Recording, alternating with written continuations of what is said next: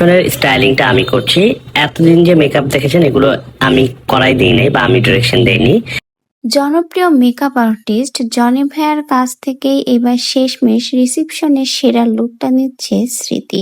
স্মৃতির রিসিপশনের লুক নিজ হাতেই দিচ্ছে এবার মেকআপ আর্টিস্ট জনি ভাইয়া। জনি ভাইয়া জানিয়েছে, স্মৃতি এই পর্যন্ত বিয়েতে গায়ে হলুদ বা অন্য যে সকল ফাংশনের যে লুকগুলো নিয়েছিল তার কোনোটাই জনি ভাইয়া দেয়নি বা জনি ভাইয়া সে বিষয়ে কোনো পরামর্শ বা উপদেশও দেয়নি, কিন্তু এবার রিসেপশনের লুকটা সে নিজেই হাতে করছে। আর জনি ভাইয়ের লুক মানে সেরা একটা লুক তো হবেই, এমনই প্রত্যাশা আশা কিন্তু সকলের। তো শেষমেশ কিন্তু অবশেষে রিসেপশনের পার্টির জন্য রেডি হচ্ছে স্মৃতি এবং স্মৃতিকে নিজ হাতে রেডি করছে জনপ্রিয় মেকআপ আর্টিস্ট জনি ভাইয়া। এবার দেখা যাক জনি ভাইয়া তার হাতের জাদু দিয়ে স্মৃতিকে নতুন কোন লুকে হাজির করে।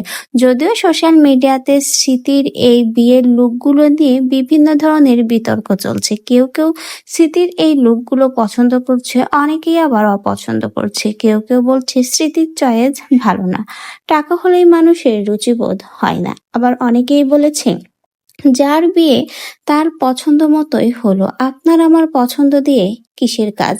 কথাও সত্য, যে বিয়ে করবে বা যার বিয়ে হচ্ছে তার পছন্দটাই যথেষ্ট। আমি আর আপনি ভাই দর্শক, আমরা কেবলই মাত্র দেখে যাব, আপনার আমার মতামত দিয়ে কিছুই আসা যাবে না। যারা বিয়ে করছে তারা হ্যাপি হলেই হলো, তাদের পছন্দ হলেই হলো।